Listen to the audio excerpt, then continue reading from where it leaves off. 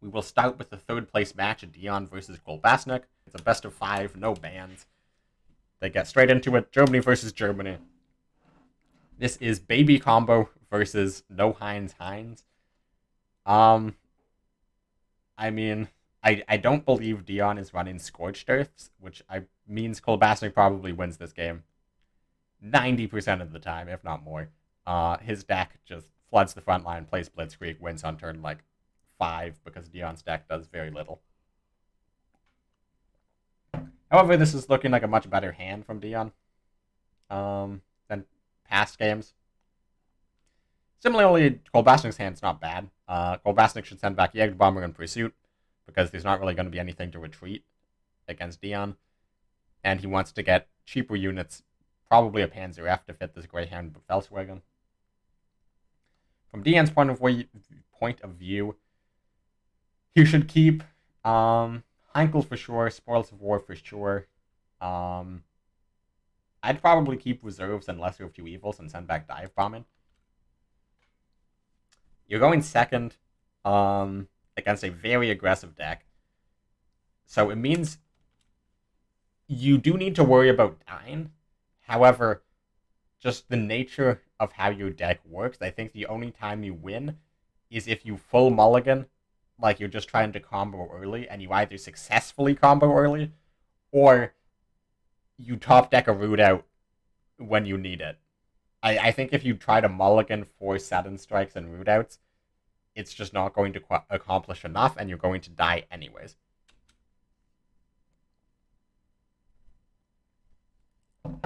So he actually sends back Lesser and Spoils of War.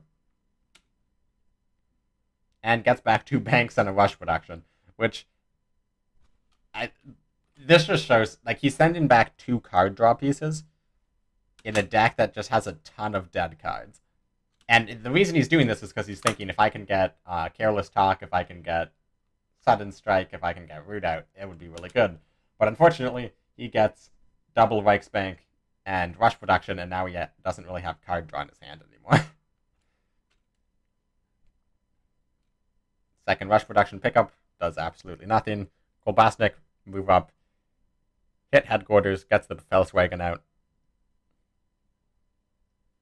Dion does not have anything. Although, again, Dion is actually only 2 cards away from winning the game. He only needs a Mother Russia and a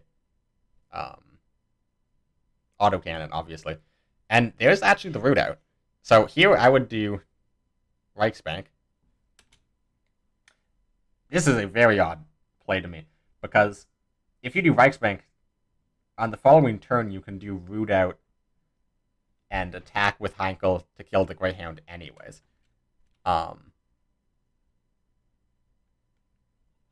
Kolbasnik top decks the Panzer F right on curve. This plays around the root out, and now Dion's hand is looking pretty awful. Well, not necessarily awful, again, he's like pretty close to just having lethal, but Bank Dive Bombing. I like this play. You're reducing the amount of damage you take by 3. Well, more accurately, you are sort of making your opponent spend more credits. Because if Kolbasnik wanted to deal 5 damage, he could anyways. It would just cost him 3 extra credits from moving up the Panzer F and attacking. And getting the bank out here means root out will kill this Befelswagen next turn, and as well as he will have the credits to look deeper into his deck, potentially. There's, again, a small potentially as lethal if he finds Mother Russia, Spoils of War into autocannon, or finds autocannon, Spoils of War into Mother Russia. Kolbasnik is just setting up 2-turn lethal, just dealing as much damage as he can.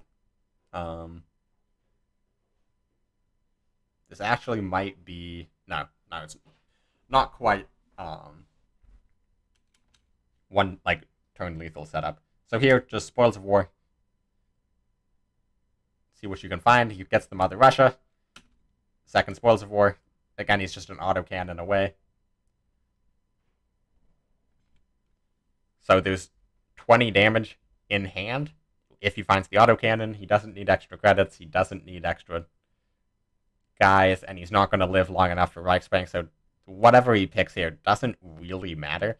I guess I'd pick Mother Russia just in case your opponent plays a we can do it, and 20 damage is not enough. You need slightly more than 20. Picking the Reichsbank, I think this is very ambitious. I think if, like, I don't understand how you can expect to survive another, like survive long enough to play double Reichsbank. Because even looking at the current board, the only way you don't die next turn is with a second top deck to root out, which won't leave you with enough credits to play Reichsbank in the first place. In fact, if he drew... No, I think he would have enough credits to combo. I was going to say, maybe he actually needed to pick the third rush production to be able to combo this turn. But he does not find autocannon, so there is no lethal. He does not find root out. Panzer H can give him a dive bombing to kill one of these units, but he will still die to the other two. And with that, Dian has lost 3 consecutive games with baby combo, very unfortunately. It's less so that he's making questionable plays. I don't think somebody playing flawlessly in his position could have won any 3 of those games. I think it's more just a testament to quality of deck versus his opponents. This baby combo deck is just not well built. It doesn't matter if you play it perfectly. It doesn't matter if you're playing in the OCC. Just because you got to the OCC doesn't mean your decks are inherently good because you play them. And as we can see, this baby combo deck is just bad. And it got banned in the very first series, so it is currently 0-3 in the tournament. And in this format, he has to be able to win with the deck. So we go into game 2. He brings baby combo for the 4th time in a row versus Kolbasnik's US midrange.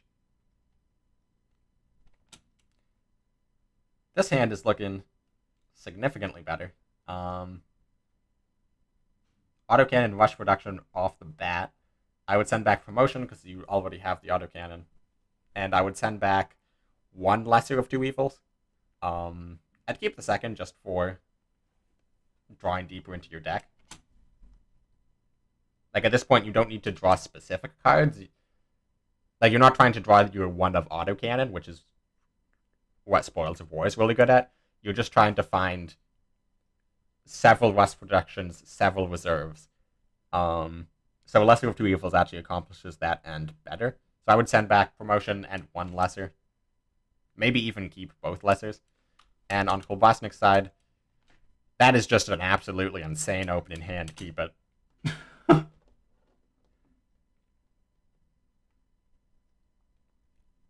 Yep, Combat Engineers first. Dion gets a double Mother Russia. Root out Heinkel. 35T, hit face for 3. This is just going to be a question of can Dion survive until turn 4 for the root out. And the answer is possibly no. This is 32nd, then hit face for 6 with another 35T. And he has 2 more Blitz tanks in hand. This is just an absolutely insane hand from Kolbasnik. In fact, he actually has lethal with top deck Blitzkrieg. Plays Heinkel, trying to draw some damage off his headquarters from these tanks. Kolbasnik should actually just send up the Whirlwind and hit face for 9. Don't even bother with this Heinkel. This is actually a mistake. So, there is 0 way for you to die this turn. Like, you can't die to combo on turn 4 with no Reichsbank. So, the only card that means you do not have lethal on board the following turn is Root Out. And if he plays Root Out, you're still left with a 2-2 Whirlwind, and your opponent's at 2 health if you go face. And also you have a Hellcat in hand that can deal 4 from hand the next turn. So this means with Root Out, you no longer have lethal. Oh, and Dion actually does run Scorched Earth. He just did not find it in the previous 3 games. Presumably it's not a 3 of them. Because he's running 2 or 3 lessers, a promotion, 2 Mother Russia, probably 3 or 4 reserves. So yeah, he probably only has 1 or 2 Scorched Earths. So it's unfortunate he hasn't drawn any before this point. It might actually be only a 1-up in the deck. But yeah, this is even further reason for Kolbasnik attacking face. This Heinkel does absolutely nothing for Dian if it had lived, and now Kolbasnik just doesn't have lethal. Like, Kolbasnik had, if you looked at every single potential card in Dian's deck, Kolbasnik had guaranteed lethal the next turn. Just like mathematically impossible for Dian to do anything other than die next turn. and instead he kills the Heinkel, and Dian can live 1 extra turn. And I think it is mathematically possible to die to baby combo on 5. Dian does not have it, but it is technically possible. But Dian goes for the Scorched Earth Spoils of War rather than Root Out, which isn't necessarily wrong, because he does need to actually win. Like, he does need to proactively win. He definitely should have played Spoils of War first if he was going to go for that play. It's not that Dian's play is wrong, because if your opponent has Hellcat, you kind of lose either way. But it does happen to give Kolbasnik next turn lethal. So, actually, I think in this case, I disagree with some of Dian's mulligan choices, but Kolbasnik made a pretty massive mistake in not just setting up guaranteed 2-turn lethal, or guaranteed lethal following turn. And with that, Dian has lost 4 consecutive games with baby combo, and Kolbasnik is up 2-0 in the set. Game 3, Dian just commits to bringing baby combo. He has to win with it. If he can't win with it, he can't win the match, so he might as well bring it 3 times in a row. So it is baby combo versus Britain, France, Mobilize. And this is an awful matchup for Dian, because Kolbasnik is running a ton of healing. He snowballs on the board, and he can snowball very early. Dian should keep Sudden Strike. Yeah, I agree with that mulligan from Dian. Kolbasnik, you don't really want to keep Naval Powers, because Dian only runs like 4 or 5 units.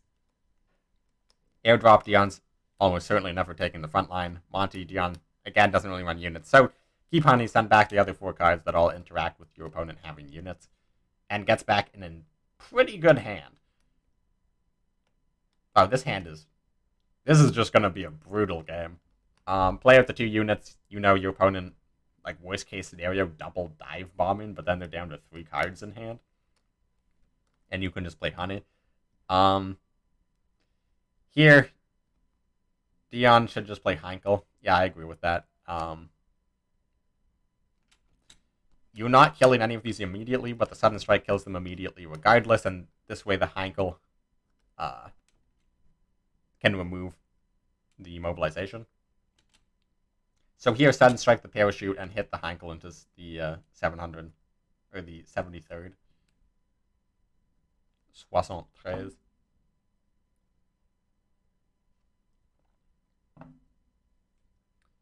Does exactly that, and on Kolbasnik's side, should just play Honey, hit the Heinkel.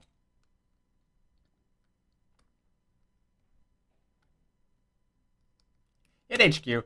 I mean, this essentially accomplishes the same thing, because the if the Honey lives, the Honey kills Heinkel for 2. If the Honey doesn't live, there's not really a way for Dian to kill.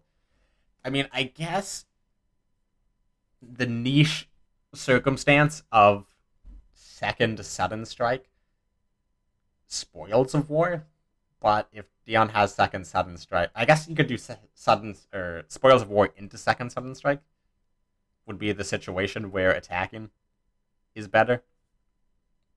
Alternatively, if Dian has Sudden Strike, kill Honey, kill off the 730 or the 73rd, and then Kolbasnik draws Shelling. I think it is just generally better if you can damage a unit for free and you're not 100% certain that that damage is not going to matter.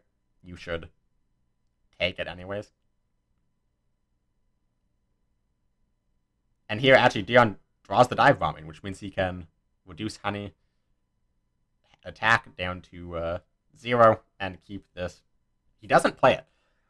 Okay, so Dian just decides to sacrifice his Heinkel. I'm not sure why. That is a very, very odd choice. Kolbasnik just kills the Heinkel, plays second honey. And he's keeping the parachute for a Potez parachute to heal, what is that, 4? 2 off the Potez, 1 off each honey.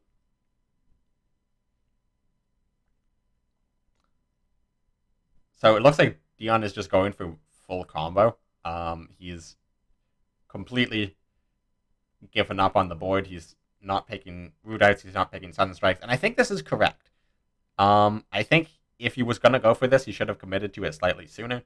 And very unfortunately for him, Kolbasnik finds the second parachute. This game's essentially over. Dian can deal more than 31 damage. In fact, the max damage Dian can do is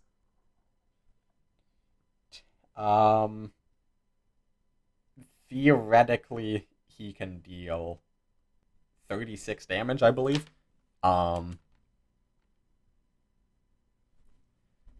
But he would need very specific cards for that to happen. He gets the Mother Russia. He's still missing the autocannon. Dive bombing here, I don't even think that's worth it because you're actually just freeing up your opponent's support line to play more mobilized units without having to spend credits moving guys out of the support line. And killing the 1-1 now does not stop it from... Like, the 1-1 is not threatening, is what I'm trying to say. Like, the next turn you could potentially play Root Out, and it would die anyways, because of the 2-2. Or if it ever gets to the front line and it's grown into, like, a 4-4, then you can just play Dive Bombing on it anyways. Like, if your plan is to win in the next 2 turns or lose,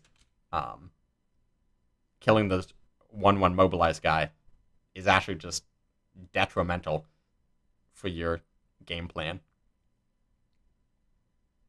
So here, Kolbasnik's up to 37, which I believe already means he's outside of range for Dian's combo, if it has max damage. Maybe he can get slightly more if he has 3 reserves and double Mother Russia. Again, not drawing in the correct order. But he can't really win the game, so, to be fair.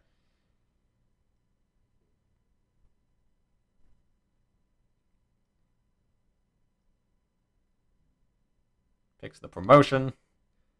He has double reserves, double Mother Russia, and this is 36 damage with an autocannon, and if he has the credits to play it. But Kolbasnik's at 39 health. He can even hold up Ultra. He heals another 8. There's just absolutely no way Kolbasnik does not win this game. He can even get the naval power in for another 3 healing. He's up to 50. Dian runs double promotion. That's very interesting. I'm not sure why he doesn't just run 1 Arctic Convoy, and then he can fit in like another Scorched Earth. So, I think like Dian just lost 5 consecutive games with this deck. This deck went 0-5. And I think that speaks volumes to the deck's construction. So if I were to make changes to Dian's baby combo list, more anti-aggro, like more Scorched Earths, probably Arctic Convoy instead of promotions. And honestly, I think this version of the deck is just weaker than the US version, which is what he brought last month. I'm not sure why he changed it. But with that, Kolbasnik takes it 3-0 over Dian.